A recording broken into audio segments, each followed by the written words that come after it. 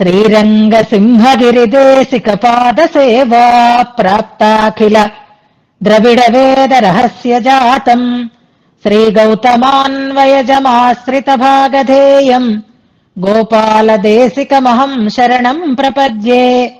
वाधूलान्वयसञ्जातमप्पलार्यतनूभवम् गोपालाचार्य सच्छात्रम् वन्दे वेङ्कटदेशिकम्। श्रीवात्स्यवरदाचार्य पौत्रम् तत्पदसंश्रयम् तातार्यतनयम् वन्दे रघुनाथाह्वयम् गुरुम्।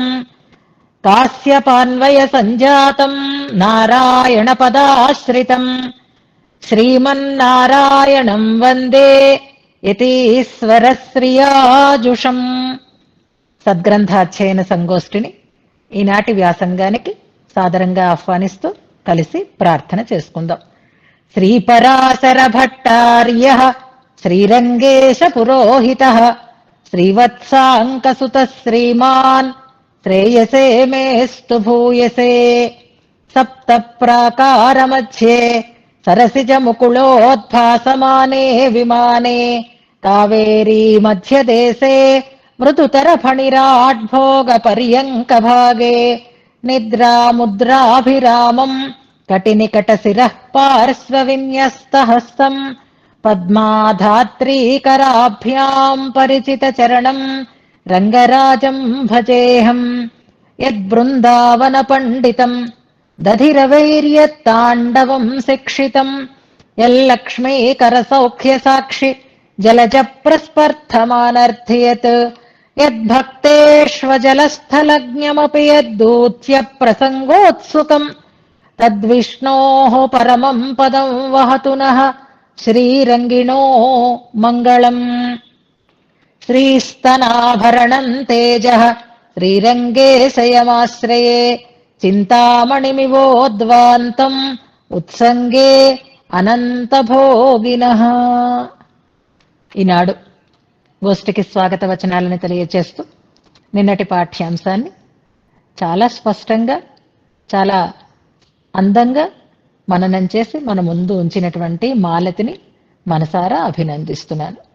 మేమెప్పుడూ సంపన్నులుగానే ఉంటాము అన్నారే, మనం అందరం ఎప్పుడూ అలాగే నిత్య భగవన్ నామస్మరణతో సంపన్నులమయే ఉండాలి. అలాంటి సంపద ఆమెకి కలిగింది ఈ సద్గ్రంథాధ్యయన సంగోష్ఠి అనేటటువంటి ఒక వ్యాసంగం ద్వారా. అంతకుముందు మాలతితో నాకేం పరిచయం లేదు, కానీ ఈ గోష్ఠి ప్రారంభమైన తర్వాత ఆమె చూపిస్తున్నటువంటి శ్రద్ధ, అన్వయిస్తున్నటువంటి విధానం ఇవన్నీ చూస్తుంటే నిజంగా ఆచార్య అనుగ్రహంతో ఆమెకి ఈ రకమైనటువంటి సంపద లభించింది. ఆ లభించినటువంటి సంపదని చాలా చక్కగా వినియోగించుకుంటున్నారు. సమయాన్ని కాని, శక్తిని కాని, సమర్థతని కాని, ఆసక్తిని కాని అన్నింటినీ కూడా సక్రమంగా వినియోగించుకోవటం ఆమెలో ఉండేటటువంటి సంస్కారం. ఆ ప్రయత్నంలోనే ఇంతకు ముందు చాలాసార్లు ప్రయత్నం చేశారు, ఇవాళ మరొకసారి ప్రయత్నం చేశారు. శ్లోకానుసంధానం చాలా బాగుంది. అయితే అక్కడ క్రముక జన మకరందై అన్నారు. క్రముక జ అంటే చాలు, క్రముక జన నా లేదు, క్రముక జ మకరందై అంటే సరిపోతుంది.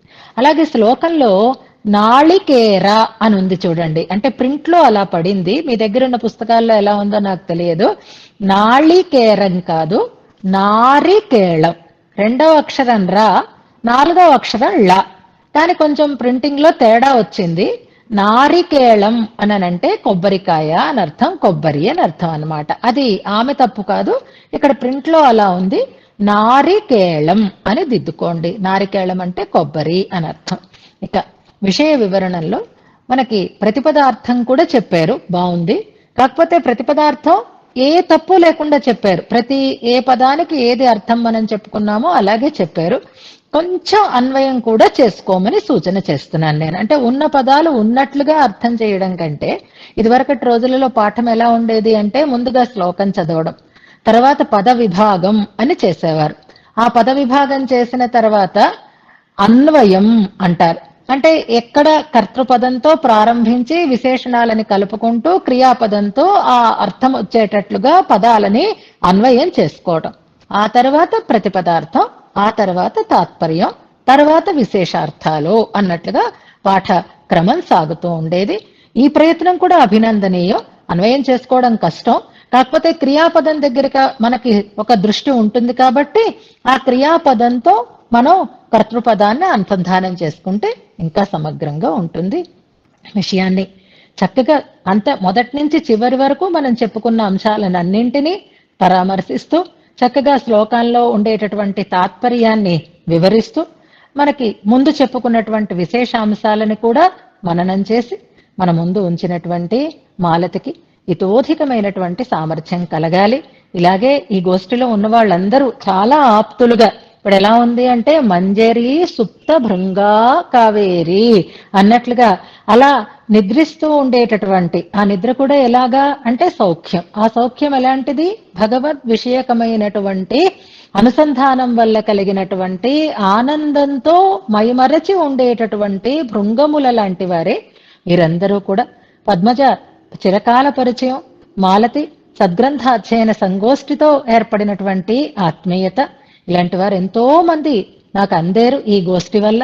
ఇలాంటి వారందరినీ ఎప్పుడూ నేను అలాగ ఉయ్యాలలు ఊపుతూనే ఉంటాను. మందం మందం నెమ్మదిగానే, మళ్ళీ గట్టిగా వస్తే వాళ్ళకు ఉండేటటువంటి ఈ ఇష్టం తగ్గిపోతుందేమో అని భయం. అలా అక్కర్లేకుండా ఇందులో చక్కగా అన్వయిస్తూ మంచిగా భగవద్ అనుగ్రహాన్ని, ఆచార్య అనుగ్రహాన్ని పొందాలి అని ఆచార్యుల్ని, పెరుమాళ్ళని ప్రార్థన చేసుకుంటూ ఈనాటి వ్యాసంగాన్ని మనం ప్రారంభం చేసుకుందాం శ్లోకానుసంధానంతో. ఇవాళ మనం పాతు ప్రణత రక్షాయాన్ దగ్గర నుంచి అనుసంధానం చేసుకుందాం. రేపటి నుంచి 20వ శ్లోకం దగ్గర నుంచే అనుసంధానాన్ని ప్రారంభం చేసుకుందాం. ఆడియో పెట్టమని పాపం రిమైండ్ చేస్తున్నారు. నేనేంటో మర్చిపోతున్నాను. క్లాస్ అవగానే ఆ విషయం స్ఫురణకి రావటం లేదు. ఆ మరపు వల్ల ఆలస్యం అవుతోంది. ఇవాళ తప్పకుండా మీకు ఆ ఆడియోని కూడా అందజేస్తాను. ఇప్పుడు మనం శ్లోకానుసంధానం ప్రారంభం చేసుకుంటున్నాం. శ్రీవత్స చిహ్నమిశ్రేభ్యో నమ ఉక్తిమధీమహే యదుక్తయస్త్రయీ కంఠే యాంతి మంగళసూత్రతాం పాతు ప్రణతరక్షాయాం విలంబమసహన్నివ సదా పంచాయుధీం బిభ్రత్ సనః శ్రీరంగనాయకః అమతం మతం మతమథామతం స్తుతం పరినిందితం భవతి నిందితం స్తుతం ఇతి రంగరాజముదజూఘుషత్రయీ స్తుమహే వయం కిమితి తన్న శక్నుమః యది మే సహస్రవదనాది వైభవం నిజమర్పయేత్ సకిల రంగచంద్రమాః అథ శేషవత్ మమ చ తద్వదేవ వా స్తుతిశక్త్యభావ విభవేపి భాగితా సోంగవేద యది వా నకిలేతి వేదః సందేక్ష్యనర్ఘవిదమాత్మని రంగనాథం స్థానే తదేశ ఖలు దోషమలీమసాభిః మద్వాగ్భిరై సమతిసాయనమావృణోతి స్వం సంస్కృతద్రావిడ వేద సూక్తైః భాంతం మదుక్తైః మలినీకరోతి శ్రీరంగకమ్రః కలభం కయేవ స్నాత్వాపి ధూళీరసికం నిషేద్ధ కింతు ప్రపత్తి బలతారిత విష్ణుమాయా మద్వంస్య రాజకుల దుర్లలితం కిలైవం శ్రీరంగరాజ కమలాపదలాలితత్వం యద్వాపరాధ్యతి మమ స్తుతి సాహసేస్మిన్ నాథస్య చ స మహిమార్ణవపారదృశ్వ విజ్ఞాన వాగ్విలసితం సహతేన వేదః ఆపేక్షికం యది తదస్తి మమాపి తేన శ్రీరంగిణ స్తుతి విధావహమధ్యకర్షం అన్యత్రా తద్గుణోక్తిర్భగవతిన తదుత్కర్ష చౌర్యైః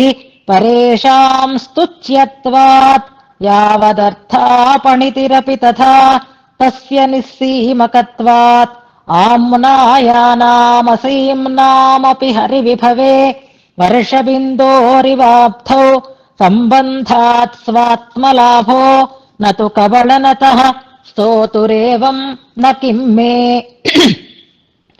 కావేరీమవగాహిషీయ భగవద్భోగాంతరాయీభవత్ కర్మక్లేశఫలాశయ ప్రశమనోద్వేలామలస్రోతసం జంతోః సంసరతోర్చిరాదిసరణి వ్యాసంగభంగాయయా లోకేస్మిన్ విరజేవ వేల్లితజలా శ్రీరంగమాలింగతి దుగ్ధాప్తిర్జనకో జనన్యహమియం శ్రీరేవ పుత్రీ వరశ్రీరంగేశ్వర ఏతదర్హమిహ కిం కుర్యాం ఇతి వాకులా చెంచచ్చామరచంద్రచందన మహామాణిక్యముక్తోత్కరాన్ కావేరీ లహరీకరైర్విదధతి పర్యేతి సా సేవ్యతాం తీర్థం సుంధతి పాతి నందనతరూన్ రథ్యాంగణాన్యుక్షతి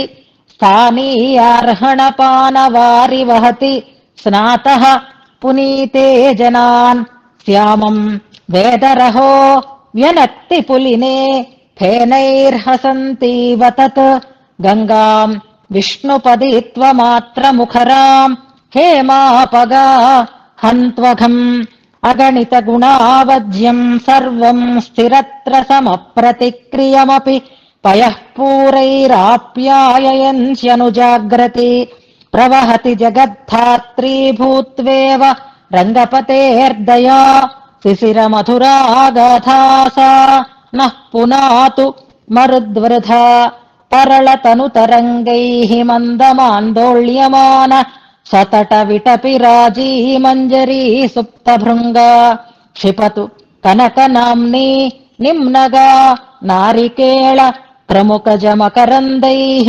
మాంసలాపా మదంహః. ఇంతవరకు మనం అర్థంతో అనుసంధానం చేసుకున్నాం. 5 శ్లోకాలలో కావేరి వర్ణన చేశారు.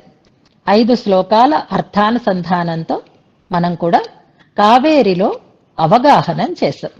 అంటే కావేరిలో ప్రవేశించి పూర్తిగా మునిగి మనకుండేటటువంటి దోషాలని పోగొట్టుకున్నాం. ఈ 5 శ్లోకాలలో మనం చేసినది కావేరీ నదిలో స్నానం, కావేరీ గుణాలలో స్నానం. మనం ఒక సముద్రంలో మునిగాం, ఒక నదిలో మునిగాం. మునిగిన నది కావేరి, సముద్రం కావేరీ గుణ వైభవ రూపమైనటువంటి ఒక అర్ణవం.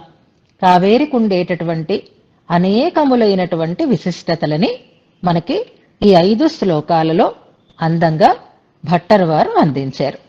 శ్రీరంగానికి పరమాత్మ వచ్చి చేరుకున్నాడు అన్నింటినీ విడిచిపెట్టి అని మనం ప్రారంభంలో ఉపోద్ఘాతం చెప్పుకున్నాం. శ్రీరంగం అనే పదానికి ఎన్ని రకాలైనటువంటి అర్థాలు ఉంటాయో వాటిని మనం వివరణ చేసుకున్నాం. క్షీరాబ్ధేర్ మండలాద్భానోః అనేటటువంటి ఒక శ్లోకాన్ని మనం వివరణ చేసుకున్నాం. అన్నింటినీ విడిచిపెట్టి రతింగతః ఇక్కడ ఇష్టపడ్డాడు, అందుకే ఆయన ఇక్కడ స్థిర నివాసం చేస్తున్నాడు అని అనుకున్నాం. ఐతిహ్య ప్రకారంగా కూడా విభీషణుడు శ్రీలంకకి తీసుకుని వెళ్ళిపోవాలి, కానీ అలా కాకుండా ఇక్కడే ఉండడానికి ఇష్టపడ్డాడు రంగనాథుడు, అందుకే ఇక్కడ స్థిర నివాసాన్ని ఏర్పాటు చేసుకున్నాడు. ఇది పరమపదనాథునిగా ఆయన ఇష్టపడినటువంటి ప్రదేశము, అలాగే అర్చామూర్తిగా కూడా ఆయన ఇష్టపడినటువంటి ప్రదేశం ఈ శ్రీరంగం. భగవంతుడు అలా ఇష్టపడడానికి కారణం ఏమిటి అంటే మనకి శ్రీ వెంకటేశ్వర స్వామి మంగళాశాసన శ్లోకాలలో శ్రీవైకుంఠ విరక్తాయ అని ఒక పదం, ఒక శ్లోకం వస్తుంది. అక్కడ ఉండడం కంటే ఇక్కడ ఉండడం ఆయనకి చాలా ఇష్టంగా అనిపిస్తుంది. అక్కడ విరక్తి కలిగింది, ఇక్కడ ఇష్టం కలిగింది. అందుకే స్వామి వచ్చి స్థిర నివాసం చేస్తూ అర్చామూర్తిగా మనకి అందుబాటులో ఉంటూ మనకి లభించినటువంటి ప్రదేశాలన్నింటినీ ఉగందు అరుళిన నిలంగళ్ అంటారు. అంటే భగవంతుడు ఇష్టపడి అనుగ్రహించి వచ్చి ఉన్నటువంటి ప్రదేశాలు ఇవి అంటారు. అలా ఇష్టపడడానికి కారణం ఏమిటి అంటే ఇక్కడ ఉండేటటువంటి ప్రకృతి శోభ అని ప్రధానంగా చెప్తారు. భగవంతుడు ఎలాగైతే ఈ ప్రదేశాన్ని చూసి ఇష్టపడి ఇక్కడ ఉండాలి అని అనుకున్నాడో, అలాగే కావేరీ నది కూడా చాలా దూరం ప్రయాణం చేసి వచ్చి ఇక్కడ రంగనాథుణ్ణి దర్శించి పరవశించిపోయింది, ఆనందించింది, అందుకే చుట్టూ ప్రవహించింది అని అంటారు. సహ్యపర్వతంలో పుట్టింది కావేరి, అక్కడి నుంచి పయనం ప్రారంభమైంది.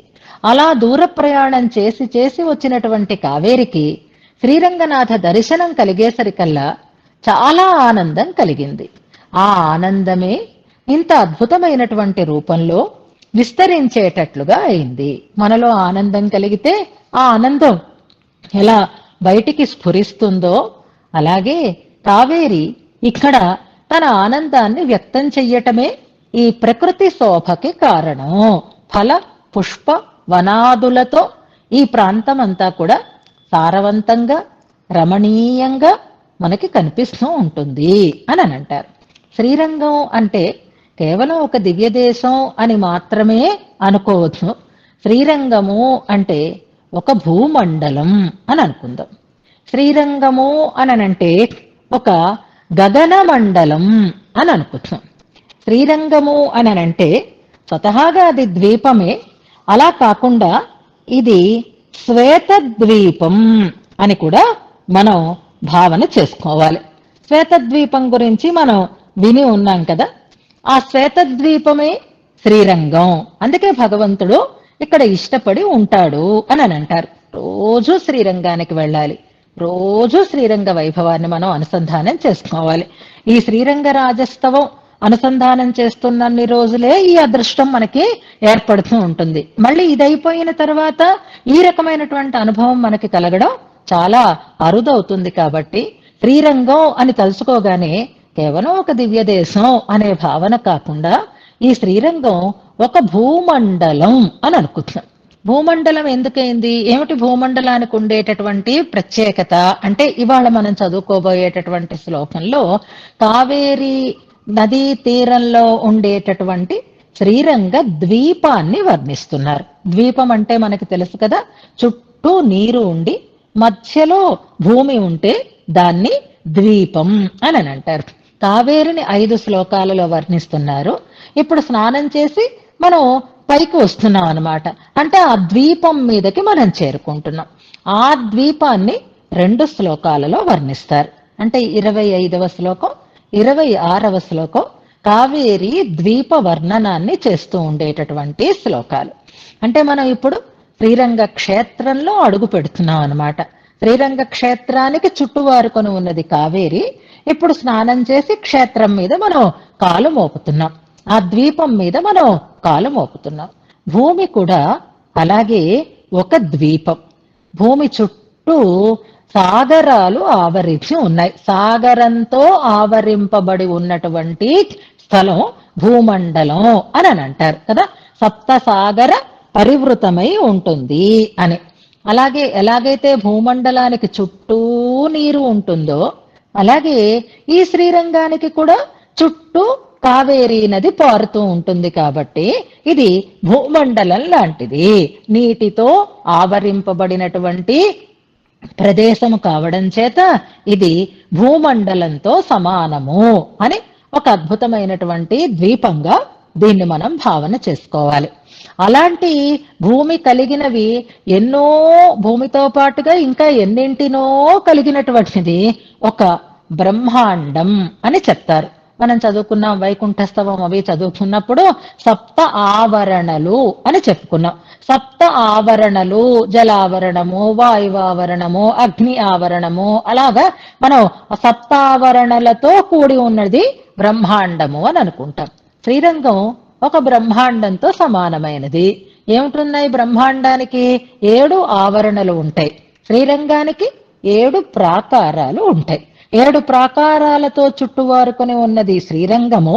7 ఆవరణలతో కూడి ఉన్నది బ్రహ్మాండం. కనుక శ్రీరంగం అంటే భూమండలం, శ్రీరంగం అంటే బ్రహ్మాండం అని మనకి గుర్తుకు రావాలి. శ్రీరంగం అంటే గగన మండలం అని అనుకుందాం.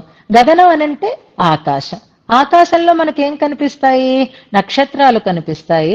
ప్రధానంగా సూర్య చంద్రులు కనిపిస్తూ ఉంటారు. ఆకాశానికి ఉండేటటువంటి గొప్పతనం ఏది అంటే చంద్రుణ్ణి కలిగి ఉండుట, సూర్యుణ్ణి కలిగి ఉండుట అని మనం అనుకుంటున్నాం. శ్రీరంగానికి కూడా ఆ గగనంతో సాటి చెప్పవచ్చు. ఎలాగా అంటే ఆకాశంలో అద్భుతంగా ప్రకాశించేటటువంటి చంద్రుడు కనిపిస్తే ఈ శ్రీరంగంలో చక్కటి చంద్ర పుష్కరిణి మనకి కనిపిస్తుంది. చంద్ర పుష్కరిణిని మనం ఇవాళ చూస్తున్నాం, కానీ అక్కడ ఆ క్షేత్రంలో సూర్య పుష్కరిణి ఉంది, చంద్ర పుష్కరిణి ఉంది అని మనకి ఆ క్షేత్ర వైభవాన్ని గురించి చెప్పేటప్పుడు చెప్తున్నారు. కనుక శ్రీరంగం ఒక ఆకాశ మండలంతో సమానమైనది అని చెప్తున్నారు. అంతేకాదండి, శ్రీరంగ క్షేత్రానికి వెళ్ళండి, ఏ దివ్య దేశాలకు వెళ్ళండి, అక్కడ పరమ భక్తులైనటువంటి, ప్రపన్నులైనటువంటి, విలక్షణమైనటువంటి ఆచరణ కలిగినటువంటి, సహృదయులైనటువంటి శ్రీ వైష్ణవ భాగవతోత్తములు, భగవద్భక్తులు మనకి దర్శనమిస్తారు. అలా భగవద్భక్తులతో నిండి ఉండేటటువంటి ప్రదేశమే శ్వేతద్వీపం అని చెప్పబడుతుంది.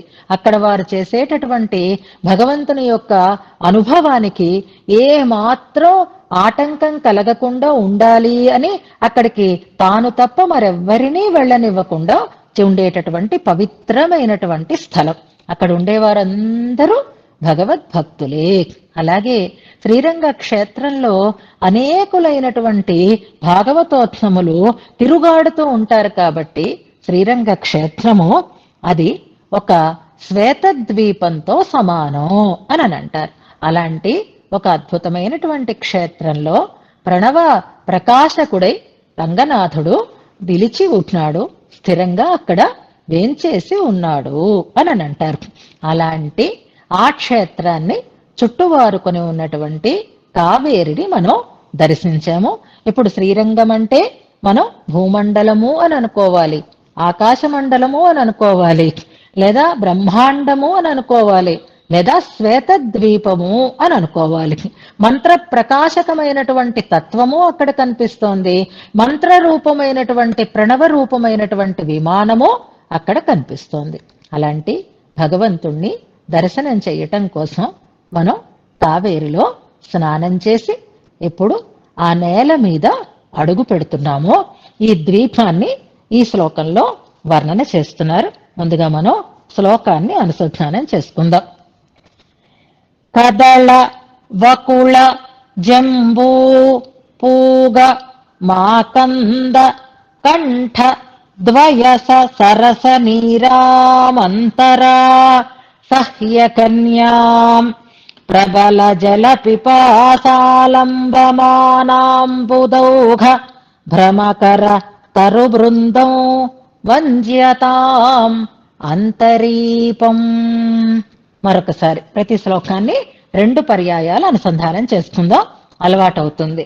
కదళ వకుళ జంబూ పూగ మాకంద కంఠద్వయస సరస నీరామంతరా సహ్యకన్యాం ప్రబల జల పిపాసాలంబమానాంబుదౌఘ భ్రమకర తరు బృందం వంద్యతాం అంతరీపం. మనం యాత్రలకు వెళుతూ ఉంటాం, వివిధ క్షేత్రాలని దర్శిస్తూ ఉంటాం, వివిధ నదులలో స్నానాలు చేస్తూ ఉంటాం. ఏ ప్రదేశానికి వెళ్ళినా కలియ తిరుగుతాము, అనుభవిస్తాము. ఇక అక్కడి నుంచి బయలుదేరిపోతున్నాము అని అనిపించినప్పుడు మనం ఏ నదిలో దిగి స్నానం చేసామో ఒక్కసారి వెనక్కి తిరిగి ఆ నదికి ఒక ఫోటో తీసుకుంటాం. ఏ ఏ అద్భుతమైనటువంటి సన్నివేశాలని సేవించేమో అయ్యో వెళ్ళిపోతున్నామే అని ఆ అద్భుతమైన సౌందర్యాన్ని మనం కెమెరాలో బంధించి ఫోటోగా ఆ అందాన్ని మన దగ్గర స్థిరంగా నిలుపుకుంటాం కదా. అలాగే భట్టర్ వారు కూడా ఇప్పుడు కావేరీ నదిలో స్నానం చేయించి మనని బయటికి తీసుకొని వస్తున్నారు. వారు బయటికి వస్తున్నారు, ఒక్కసారి వెనుదిరిగి కావేరిని చూస్తున్నారు. ఆ చూస్తూ మనస్సుతోటే ఆ అద్భుతమైనటువంటి సౌందర్యాన్ని స్థిరపరుస్తున్నారు, అందమైనటువంటి రూపాన్ని మనకి దర్శింపచేస్తున్నారు. ఇదిగో చూడండి చూడండి అని మనని ప్రోత్సహిస్తున్నారనమాట. అందుకే ఇందులో క్రియాపదం చూడండి, వంజ్యతాం అనేది ఇందులో క్రియాపదం. 4వ పాదంలో చివరి పాదంలో ఆ పదం ఉంది చూడండి, వంజ్యతాం అంటే నమస్కరింపబడుగాక అని అర్థం. నమస్కరించండి అని అనటం లేదు. అందరూ అలా తృప్తి తీరకుండా ఆ కావేరి యొక్క వైభవాన్ని సేవిస్తూనే ఉండాలి అని అనుకుంటున్నారు. ఆ కావేరి తీరంలో ఉన్నటువంటి ఆ ద్వీపానికి నమస్కారం చేయిస్తున్నారు మన చేత. చూడండి, మన భూమండలంలోకి ప్రవేశిస్తే సైనికులు ఎలాగైతే ఆ భూమికి నమస్కారం చేస్తారో, ఆ మట్టిని ఎలాగైతే బొట్టుగా పెట్టుకుంటారో, ఆ మట్టిని ఎలాగైతే శిరస వహిస్తారో, అలాగే ఈ దివ్యక్షేత్రంలో ప్రవేశించేటప్పుడు ముందుగా నమస్కారం చేయిస్తున్నారన్నమాట. అలా నమస్కారం చేసి మనం అక్కడ కాలు పెట్టాలి అనేటటువంటి ఒక పద్ధతిని మనకి ఇందులో నేర్పిస్తున్నారు. వంద్యతాం అనేది క్రియాపదం. వందనము చేయబడుగాక అంటే నమస్కరింపబడుగాక అంటున్నారు. దేనికి వంద్యతాం? ఏది నమస్కరింపబడాలి అనంటే అంతరీపం వంద్యతాం. అంతరీపం అంటే దీవి అని అర్థం అన్నమాట. అంటే ద్వీపము అని అర్థం. ఈ కావేరీ తీరంలో ఉండేటటువంటి ఈ శ్రీరంగ ద్వీపం, ఈ ద్వీపము వంద్యతాం నమస్కరింపబడుగాక అంటున్నారు. ఈ పదాలు లాంటి పదాలు మనకి ఇంతకు ముందు శ్లోకాలలో కూడా వచ్చాయి. ఒక్కసారి మనం జ్ఞాపకం చేసుకుందాం. ఈ మధ్య మనం రివిజన్ చేసుకోవటం లేదు కాబట్టి వంద్యతాం అంటే నమస్కరింపబడుగాక అన్నట్లుగానే మనకి కావేరీ వర్ణన చేసేటటువంటి శ్లోకాలలోనే ఒక క్రియాపదం ఉంది చూడండి. సేవ్యతాం అని ఒక క్రియాపదం కలిగినటువంటి శ్లోకం. సేవ్యతాం పర్యేతి సా సేవ్యతా దుఃఖాభిః జనకః. వెరీ గుడ్, నంబర్ పెడుతున్నారు. సేవ్యతాం సేవింపబడుగాక, వంద్యతాం నమస్కరింపబడుగాక అని అర్థం. ఇలాంటి అర్థాలలోనే మనకి ఇంకా క్రియాపదాలు ఉన్నాయి. చివరిలో మనం చూసుకుందాం. ఇప్పుడు ఇంచుమించుగా ఒకేలా మనకు అనిపించేటటువంటి క్రియాపదాలు సేవ్యతాం అనేది, వంద్యతాం అన్నది. అది కాకుండా రమతాం అని ఒక క్రియాపదం కలిగినటువంటి శ్లోకం. ఒక్కసారి నిద్ర రాకుండా ఉంటుంది, వెనక్కి చూడండి. రమతాం మానసాంబుజే అని కలిగినటువంటి ఒక శ్లోకం. Very good. 10వ శ్లోకం అని అంటున్నారు.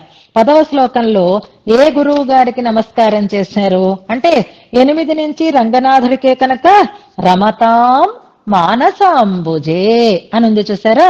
రమతాం, సేవ్యతాం, వంద్యతాం అన్ని ఒకేలాంటి క్రియాపదాలు అని గుర్తించటం కోసం మనం ఈ క్రియాపదాలని తెలుసుకుంటాం. అర్థంలో పాతు అనే క్రియాపదం కూడా అలాంటిదే. పాతు అంటే రక్షించుగాక, రమతాం అంటే రమించుగాక, వంద్యతాం అనంటే వందింపబడుగాక, నమస్కరింపబడుగాక అంటున్నారు. ఎవరికి నమస్కారం చేయాలి అనంటే చూడండి, అంతరీపం వంద్యతాం, ఈ దీవికి నమస్కరిద్దాము, నమస్కరింపబడాలి దీవి. అలా కాకుండా తరు బృందం వంద్యతాం. తరు బృందం అనే పదం కూడా ఉంది చూడండి. భ్రమకర తరు బృందం వంద్యతాం అంతరీపం.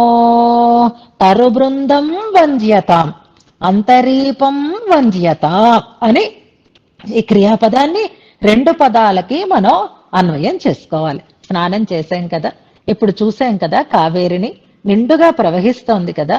ఆ నిండుగా ప్రవహిస్తూ ఉండేటటువంటి ఆ కావేరిని కనులారా సేవించండి, మీకు అక్కడ ఏం కనిపిస్తోంది అని అడుగుతున్నారు. మేము ఎప్పుడైనా చూసామా స్నానం చేసి పరుగులు పెట్టుకుని వచ్చేస్తాం, మళ్ళీ టైం అయిపోతుంది అని అంటే అలా పరిగెట్టకండి, ఒక్కసారి తల తిప్పి చూడండి.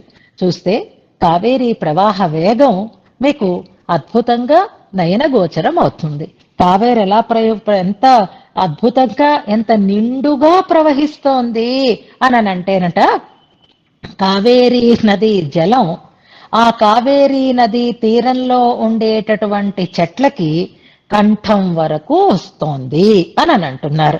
కంఠదగ్నంగా, జానుదగ్నంగా అని ప్రయోగాలు చేస్తూ ఉంటాం.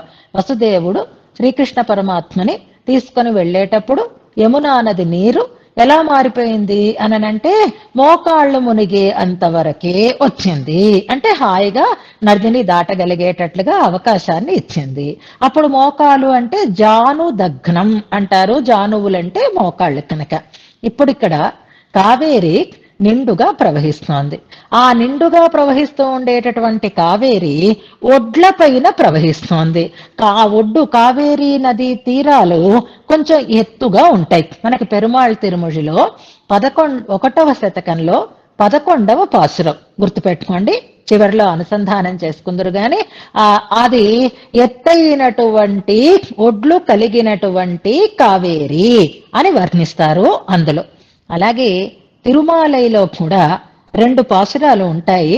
బాగా అద్భుతమైనటువంటి వేగంతో ప్రవహించే జలం కలిగినటువంటి కావేరి అని తొండరడిప్పొడియాళ్వార్లు వర్ణిస్తున్నారు. శ్రీరంగ వర్ణన అనేసరికల్లా మనకి కులశేఖరులు, తొండరడిప్పొడియాళ్వార్లు వీరిద్దరి ప్రబంధాలు ఎక్కువ గుర్తుకి రావాలి. మనం తిరుమాలైలో 2 పాసురాలని కూడా చివరిలో అనుసంధానం చేద్దాం. మనకు వ్యాఖ్యానంలో ఇవ్వలేదు కానీ సందర్భానుసారంగా మనం చెప్పుకోవడం. పాయునీర్ అనేటటువంటి పాసురం తిరుమాలైలో 20వ పాసురం, ప్రవహించేటటువంటి జలము కలిగిన అని అంటే కావేరీ నీరు ఎప్పుడు ప్రవాహ వేగాన్ని కలిగి ఉంటుంది అనేటటువంటి అర్థంలో. అలాగే వెళ్ళనీర్ పరందు పాయం అనేటటువంటి పాసురం ఒకటి ఉంటుంది తిరుమాలైలో 24వ పాసురం. తిరుమాలైలో 2 పాసురాలు 20, 24. అలాగే పెరుమాళ్ తిరుమొழிలో ఒక పాసురం, మొదటి పత్తులో 11వ పాసురం, ఫలశ్రుతి పాసురం. ఇవి చివరిలో మనం అనుసంధానం చేసుకుంటాం. ఇప్పుడు నీరు పారుతోంది, ఒడ్లకి పై వచ్చి పారుతోంది, నిండుగా పారుతోంది. ఆ తటంలో అంటే ఆ తీర ప్రాంతంలో నిన్న చెప్పుకున్నట్లుగా చెట్లు బాగా విస్తరించి ఉంటున్నాయి. ఏవేవి ఆ చెట్లు అనంటే చూడండి, కదళ, వకుళ, జంబు, పూగ, మాకంద అని ఒక 5 చెట్ల పేర్లని చెప్తున్నారు. కదళి అంటే అరటి చెట్టు అని మనం వింటాం. కదళీ ఫలం అంటే అరటి పండు అని అర్థం. కదళ వృక్షం కాబట్టి ఇక్కడ కదళి అని కాకుండా కదళ అని మనకి ప్రయోగం చేస్తున్నారు. కదళ అంటే అరటి చెట్లు వరుసలు ఉన్నాయి. వాటితో పాటుగా వకుళ, వకుళ మనకి తెలిసినదే, నమ్మాళ్వార్ల ప్రార్థనలో మనం ఎక్కువ వింటూ ఉంటున్నాం కాబట్టి పొగడ చెట్టు అని అర్థం. అరటి చెట్లు, పొగడ చెట్లు. వాటితో పాటుగా జంబూ, జంబూ ఫలం అంటే నేరేడు పండు అని అర్థం. జంబూ వృక్షం అంటే నేరేడు చెట్టు అని అర్థం. నిన్నటి శ్లోకంలో కేవలం నారికేళ క్రముక అని అన్నారు. అవి అధికంగా ఉంటాయి కానీ మిగిలిన చెట్లు లేవని కాదు అని అనుకుంటున్నాం. ఇప్పుడు కావేరీ నదీ తీరంలో మొత్తం అంతా వీడియో తీస్తున్నారు భట్టర్ వారు. ఆ వీడియోలో మనకి అన్ని చెట్లు కనిపింపచేస్తున్నారు. అందులో కదళ, వకుళ, జంబూ, తర్వాత పూగా, పోక చెట్లు. మనకు క్రముక అనే పదంలో చెప్పారు, ఇందులో పూగ అనే పదం చెప్తున్నారు. పూగి కంఠ రంగనాథ స్తోత్రంలో మనం అనుసంధానం చేశాం కదా నిన్నను. పోక చెట్లు అని అర్థం. మాకంద, మాకంద వృక్షాలు అనంటే మామిడి చెట్లు అని అర్థం.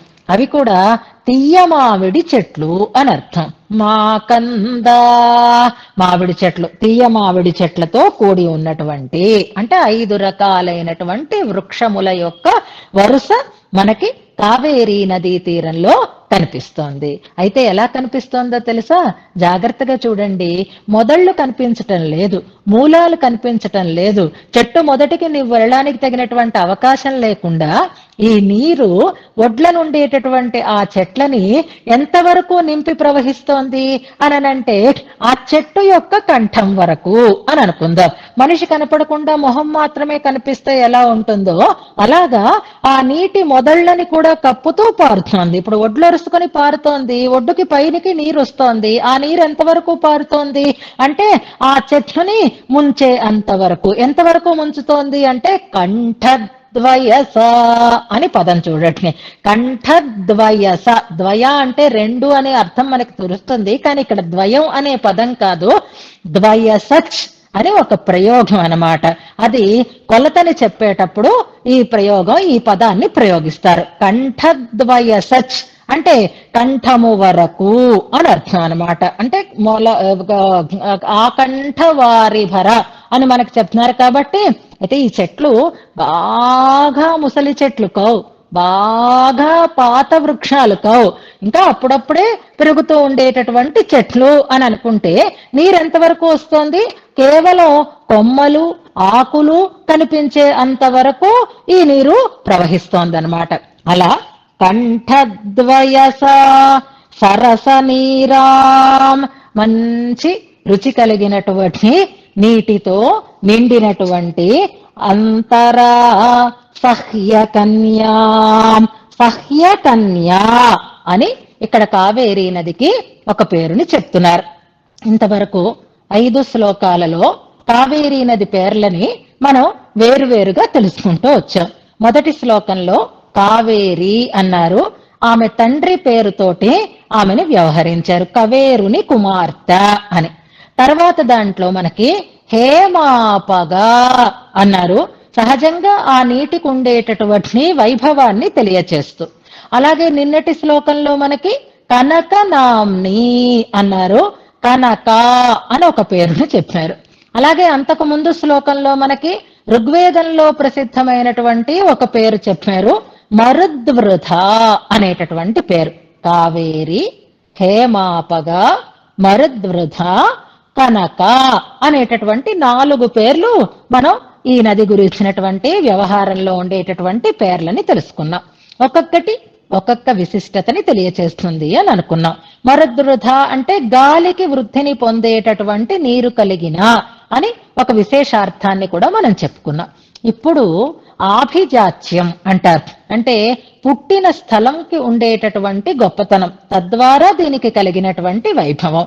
అది సహ్యకన్యా అని ఒక ప్రయోగం. సహ్య పర్వత శ్రేణులలో అవతరించిన, ఆవిర్భవించినటువంటి నది కనుక ఇది సహ్యకన్యా అని పిలువబడుతుందన్నమాట. మనం రోజు మంగళాశాసనం చేసుకుంటున్నాం, రంగనాథ మంగళాశాసనాన్ని మనం అనుసంధానం చేస్తున్నాం కదా. అందులో ఈ సహ్యకన్య అనేటటువంటి పేరు కలిగిన శ్లోకం ఒకటి మనం రోజు అనుసంధానం చేస్తున్నాం. వెరీ గుడ్, వచ్చేసింది 2వ శ్లోకం. మనకి పులినం అనే ఒక పదం కూడా వచ్చింది, దానికి అర్థం కలిగినటువంటి పదమే. ఇప్పుడు మనం ఆ ఇసుక తిన్న మీదే ఉన్నాం కాబట్టి సైకతే సహ్యకన్యాయా తరంగానిల శీతలే అధిరంగం భుజంగేంద్రే అని మనం మంగళ శాసన శ్లోకాలలో చదువుకుంటున్నాం కదా. ఈ పదం వచ్చేసరికల్లా మనకు వెంటనే ఆ శ్లోకం గుర్తుకి రావాలి. సైకతే సహ్యకన్యాయా, సహ్యకన్యా నదీ తీరమునందు అని అర్థంలో. ఇక్కడ సహ్యకన్య అనే ప్రయోగం, సహ్యకన్యా అంతరా అంటున్నారు. ఈ సహ్యకన్య అంటే ఈ కావేరీ నది నీరు ఎలా ఉంది? చక్కగా ప్రవహిస్తోంది, నిండుగా ప్రవహిస్తోంది. ఎంత నిండుగా ప్రవహిస్తోంది అంటే ఒడ్లని చేరి ప్రవహిస్తోంది. ఆ ఒడ్లపై నుంచి పారినప్పుడు ఎలా ప్రవహిస్తోంది? ఆ తీరంలో ఉండేటటువంటి చెట్లని కంఠం వరకు ముంచుతూ ప్రవహిస్తోంది. అంటే చెట్లు కేవలం పై భాగాలు మాత్రమే కనిపిస్తున్నాయి. అలాంటి సహ్యకన్యా అంతరా అంటున్నారు, మధ్యలో అని అర్థం. కావేరీ తీరంలో కాదు, కావేరీ మధ్యంలో ఉంది శ్రీరంగ ద్వీపం అన్నమాట. కనుక అంతరా అంటే మధ్యన ఉన్న అని అర్థం. అలా మధ్యన ఉన్నటువంటి ఆ ద్వీపంలో ఇప్పుడు ఈ రూపం ఎలా ప్రతిఫలిస్తోంది అంటే, ఇప్పుడు చూడండి, మీరు నమస్కారం చెయ్యండి, చెట్లకి నమస్కారం చేయట్ని. అయితే అవి చెట్లు అలా లేవు, ఎలా కనిపిస్తున్నాయట అంటే ప్రబల జల పిపాస, ప్రబలమైన అంటే బాగా ఎక్కువగా ఉన్నటువంటి, జల నీటి యందు, పిపాస తాగాలనేటటువంటి కోరిక, అంటే బాగా దాహంతో ఉన్నటువంటి, ఆర్తితో ఉన్నటువంటి, ఆలంబమాన అంబుదౌఘం అంటున్నారు. ఆలంబమానం అంటే వేలాడుతూ ఉన్నటువంటి అంబుద ఓఘం. అంబుదం అంటే మేఘం, ఓఘం అంటే సముదాయము అని అర్థం. అంబుదౌఘం అంటే మేఘ సముదాయము అని అర్థం. ఆ మేఘం బాగా దాహంతో నీరు తాగాలని కిందకి వంగిందిట. అలా పైన ఆకాశంలో ఉండేటటువంటి మేఘం కిందకి వంగితే ఆకాశం నుంచి కిందకి వేళ్లాడుతున్నట్లుగా ఉందిట. అలా వంగినటువంటి ఆ మేఘం కావేరీ నదిలో నీటిని పానం చేసింది. ఆ పానం చేసినటువంటి ఆ మేఘం ఇప్పుడు మళ్ళీ పైకి లేవలేకపోతుంది. ఎంచేత లేవలేకపోతుంది అంటే బాగా పీకమయ్య భోజనం చేసినాయి. ఏదైనా కడుపు నిండా తింటే ఒక్కసారి పైకి లేవడం అనేది కష్టం అవుతుంది. కడుపు నిండుగా ఉంటే పైకి తేలికగా లేచి మళ్ళీ తిరగగలగడం అనేది సాధ్యం కాదు. అలాగే మేఘ సముదాయము నీటిని తాగి ఇప్పుడు ఆ నది మీదే అలా వేళ్లాడుతోంది, పైకి లేవలేకపోతోంది. ఆ సన్నివేశం ఒక్కసారి మనం గుర్తు చేసుకుంటే నదీ జలం ప్రవహిస్తోంది, ఆ నదీ జలం మీద మేఘ సముదాయం వేలాడుతూ ఉంది. ఆ వేలాడుతున్నటువంటి మేఘ సముదాయం పైకి లేవలేకుండా ఉండేటటువంటి మేఘం అలా ఉంటుందో ఆ మేఘాలు అలా ఈ నది మీద వేలాడుతూ ఉన్నాయా అన్నట్లుగా అనిపిస్తోందిట. నిజానికి మేఘాలు అలా వేలాడటం లేదు. అక్కడ ఏం కనిపిస్తోంది అంటే కేవలం చెట్ల యొక్క కొమ్మలు, ఆకులు ఇవే కనిపిస్తున్నాయి. మిగిలిందేది కనపడడం లేదు. ఆ నల్లగా ఉండేటటువంటి ఆ చెట్ల కొమ్మలతో నిండినటువంటి ఆ సన్నివేశం ఎలా ఉంది అంటే మేఘ బృందాన్ని తలపిస్తోందిట. అలా మేఘాలు దీని మీద ఆవరించి ఉన్నాయా అన్నట్లుగా అనిపిస్తూ ఉండేటటువంటి భ్రమకర తరు బృందం. మేఘాల బృందాల అని ఒకసారి జాగ్రత్తగా చూసి కాదు కాదు ఇవి చెట్ల తొక్క ఆకులు కొమ్మలు అని తర్వాత మనం తెలుసుకునేటట్లుగా అంబుదౌఘ భ్రమకర తరు బృందం అంటున్నారు. మేఘ సముదాయమా అని భ్రమ కలిగించేటట్లుగా ఉండేటటువంటి తరు బృందం వంద్యత. ఒక్కసారి చూడండి, ఆ చెట్ల బృందానికి నమస్కారం చేయండి. ప్రకృతిలో ఉండేటటువంటి ప్రతి అణువు కూడా భగవత్ సంబంధం కలిగినది కనుక దానికి నమస్కారం చేయండి. అలాంటి చెట్ల బృందంతో అలాంటి కావేరీ తీరంలో ఉండేటటువంటి ఈ ద్వీపానికి వంద్యత, ద్వీపము నమస్కరింపబడుగాక అని అంటున్నారు. అంటే ఇప్పుడు కావేరీ జల ప్రవాహము ఒడ్డున ఉండేటటువంటి చెట్లు మునిగి ఉండడము, వాటి పైభాగాలు మాత్రమే కనపడుతూ ఉండడము, ఆ పైభాగాలన్నీ విస్తరించినటువంటి కొమ్మలతో కూడి ఉండడము, అవి ఆ చెట్టు మీద ఆ ప్రవాహంలో ఆవరించి ఉంటే అది ఆ నది మీద ఆవరించినటువంటి మేఘ బృందమా అన్నట్లుగా ఉంది అని చాలా అద్భుతమైనటువంటి ఒక మంచి సన్నివేశాన్ని మనకి కావేరి దగ్గర చూపిస్తున్నారు. అంటే ఇప్పుడు మనం ఒడ్డున ఉన్నాం కాబట్టి కావేరిని పరిశీలనగా చూస్తే ఆ చివరి వరకు పరుచుకుని ఉండేటటువంటి ఆ వృక్ష సంపద ప్రతిఫలిస్తూ ఉండేటటువంటి కావేరి మనకి అందంగా కనిపిస్తుంది అన్నమాట. అయితే ఈ మేఘాలు ఎవరిని తలపిస్తున్నాయి, ఎందుకంత నల్లగా ఉన్నాయి అనంటే అక్కడ మేఘాలు కానివ్వండి, అక్కడ చెట్లు కానివ్వండి, ఏవైనా భగవంతుని యొక్క రంగునే పోలి ఉంటాయి అని అంటున్నారు. రాజుగారు ఎలా ఉంటే ప్రజలు కూడా అలాగే ఉంటారు అని ఒక వ్యవహారం మనకుంది చూసినారా. తప్పు చేసినా అలాగే అంటారు, మంచి చేసినా అలాగే అంటారు. యథా రాజా తదా ప్రజా అని అంటారు కదా. రాజుగారు ఎలా ఉంటే ప్రజలు కూడా అలాగే ఉంటారు. రాజుగారు ఎలా ఉంటారు, అక్కడ ఉండేటటువంటి ఆ శ్రీరంగ ద్వీపానికి రాజుగారు రంగరాజు గారు. ఆ రంగరాజు గారు ఎలా ఉంటారు, ఏ రంగులో ఉంటారు అంటే వెనకటి శ్లోకంలోనే మనకి చెప్పారు. శ్యామం వేదరహ వ్యనక్తి పులినే. ఏ శ్లోకంలో వచ్చింది, మొన్ననే మనం అనుసంధానం చేసుకున్నాం కదా, కావేరీ వర్ణనలో ఉండేటటువంటి శ్లోకమే. వెరీ గుడ్, 22వ శ్లోకం. శ్యామో వేదరహ, ఉపేయభూతుడైనటువంటి పరమాత్మ శ్రీరంగనాథుని దివ్యమంగళ విగ్రహం అని అనుకోవాలి. ఒక్కసారి ఆ అద్భుతమైనటువంటి ఆ శేషశయనం మీద పవళించి ఉన్నటువంటి ఆ నల్లనైనటువంటి రంగనాథ స్వామిని మనం ఒక్కసారి సాక్షాత్కరించుకుందాం. అలాగే అలా శ్యామంగా ఉన్నాడు ఆయన, నిద్రిస్తున్నాడు అని చెప్పినటువంటి మంగళాశాసన శ్లోకాన్ని కూడా ఒకసారి జ్ఞాపకం చేసుకుందాం. రోజు చదివేసుకుంటున్నాం, వచ్చేసింది అనుకుంటున్నాం. ఇందాక మనం సహ్యకన్య అనడానికి ఒక శ్లోకాన్ని జ్ఞాపకం చేసుకున్నాం. అలాగే రంగరాజు నల్లగా ఉన్నాడు అనడానికి ఒక శ్లోకం. Very good. మూడవ శ్లోకం ఏదది? రజతాద్రి నిషణ్ణేంద్ర ఇంద్ర నీలా శైలానుకారిణే అనేటటువంటి శ్లోకం. శేషేశయాయ శ్యామాయ శ్రీరంగేశాయ మంగళం. రోజు చదువుకుంటున్నాం కదా. రజతాద్రి నిషణ్ణ ఇంద్ర నీల శైలానుకారిణే. ఆ పడుకున్నటువంటి ఆ పాము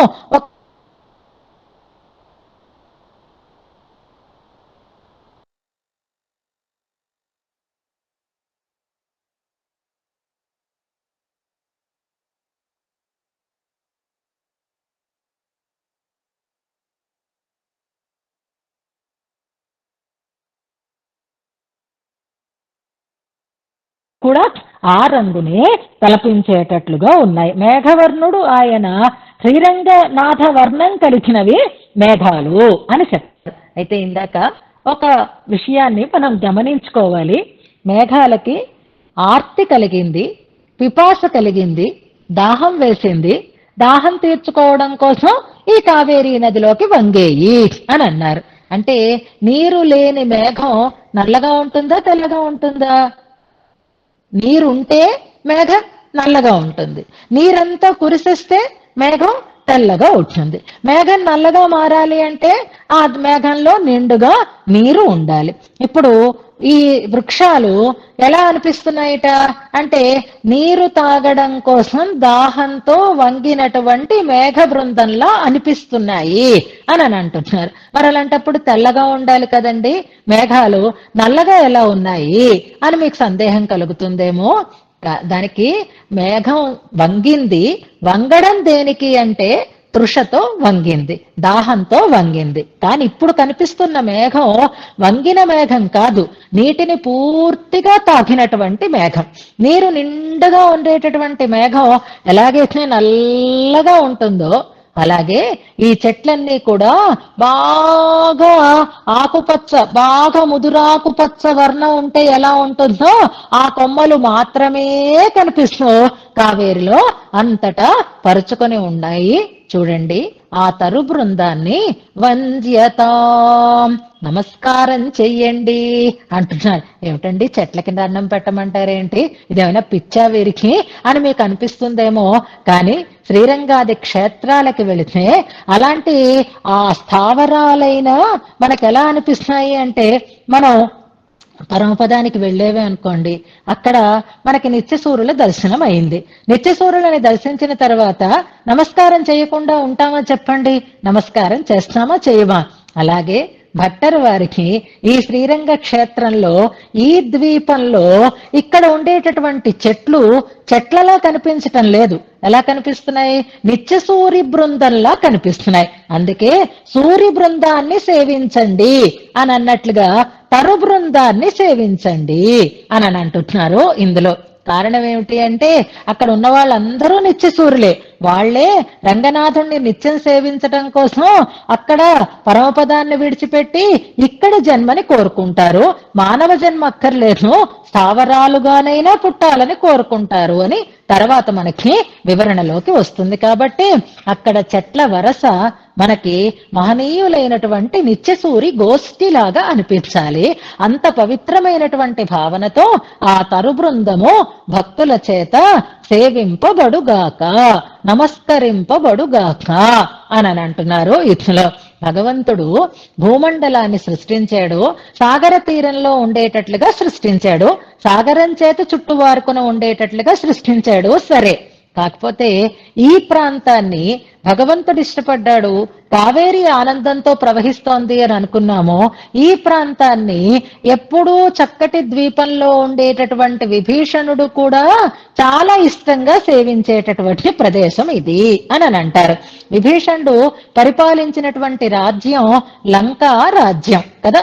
దాన్ని లంక అని ఎందుకన్నారు అంటే అది ద్వీపం కనుక, లంకా ద్వీపం కదా అంటారు. అంటే సాగర మధ్యంలో ఉండేటటువంటి భూమండలం కాబట్టి ఆ లంకా ద్వీపాన్ని పరిపాలించేటటువంటి రాజు విభీషణుడు. అలాంటి లంకా ద్వీపాన్ని పరిపాలించే విభీషణుడికి ఈ ప్రాంతం ఎందుకు భోగ్యమైంది అంటే, నీలాగే నాకు ఒక లంక ఉంది అని రంగనాథుడు నిరూపించుకున్నాడట. అదేమిటి, రాక్షస రాజ్యం కదా లంక. మామూలుగా భగవంతుడికి కూడా లంక ఉండడం ఏమిటి అంటే శ్రీరంగం కూడా ఒక లంక అని గుర్తుపెట్టుకుందాం. ఇక్కడ జాగ్రత్తగా వినండి. లంకలు అని అంటే నదీ మధ్యంలో ఉండేటటువంటి ఆ భూభాగాలని లంక అని మనకి వ్యవహరించడం ఉంటుంది. గోదావరి లంకలు, కృష్ణా లంకలు అని అంటారు చూసారా. నది మంచి నిండైనటువంటి నదీ ప్రాంతాలు ఉంటే వాటి మధ్య భాగాలని లంకలు అని అంటారు. గోదావరి లంక అంటే గోదావరి మధ్యంలో ఉండేటటువంటి ఒక చిన్న భూభాగాన్ని లంక అనే పేరుతోటి వ్యవహరించడం అంటే, అలాగే కృష్ణ లంకలు అని అంటారు చూసారా. అంచేత ఈ లంక అనే పదం ఆ ప్రాంతానికి మాత్రమే కాకుండా నీటితో చుట్టువారుకొని ఉన్నటువంటి ప్రదేశానికి లంక అనేటటువంటి ఒక వ్యవహారం. అది నదితో చుట్టువారుకొని ఉన్నటువంటి ప్రదేశానికి లంక అని వ్యవహారం. అలాగే ఇప్పుడు శ్రీరంగం కూడా కావేరి లంక అన్నమాట. చుట్టూ కావేరి ఉంది, మధ్యలో ఈ ద్వీపం ఉంది కాబట్టి అలాంటి లంకలో హాయిగా శయనించి ఉన్నటువంటి పరమాత్మ నిత్యవాసం చేస్తూ ఉన్నాడు కనుక ముందుగా ఆ ప్రదేశాన్ని సేవించండి, ఆ ద్వీపానికి నమస్కారం చేయండి, ఆ ద్వీపాన్ని చుట్టుకొని ఉన్నటువంటి ఆ తరు బృందానికి నమస్కారం చెయ్యండి అని అంటున్నారు. లంకా రాజ్యాన్ని పరిపాలించిన విభీషణుడికి కూడా ఆనందదాయకమైనటువంటి లంక శ్రీరంగ ద్వీపం. అది కావేరి లంక. అక్కడ భగవంతుడు ఇష్టపడి వచ్చి చేరాడు. ఆయనని సేవించడం కోసమా అన్నట్లుగా ఆయన అద్భుతమైనటువంటి వర్ణంతో సమానమైనటువంటి వర్ణం కలిగినటువంటివే అక్కడ చెట్లు ప్రకాశిస్తున్నాయి. ఆ చెట్లని కంఠం వరకు నింపి నీటితో నిండుగా ప్రవహిస్తోంది కావేరి. ఆ కంఠం వరకు నీరు నిండినటువంటి ఆ చెట్లు ఆ నది మీద ఆవరించి ఉంటే అది ఎలా కనిపిస్తోంది అనంటే, దాహంతో కిందకి వంగినటువంటి మేఘములు ఆ నీటిని పానం చేసి మళ్ళీ పైకి లేవలేక అక్కడే వేలాడుతూ ఉన్నాయా అన్నట్లుగా ఉన్నటువంటి ఆ అంతరీపాన్ని సేవ్యతాం వంజ్యతాం అంటున్నారు. స్నానం చేసి ఆ ద్వీపం మీద అడుగు పెడుతూ ఒక్కసారి మళ్ళీ తిరిగి చూసి అద్భుతమైనటువంటి ఆ కావేరి లంకని మనకి దర్శింపచేస్తున్నారు భట్టర్ వారు. ఈ శ్లోకాన్ని ఉపదేశాత్మకంగా మనం అనుసంధానం చేసుకుందాం. మాలతి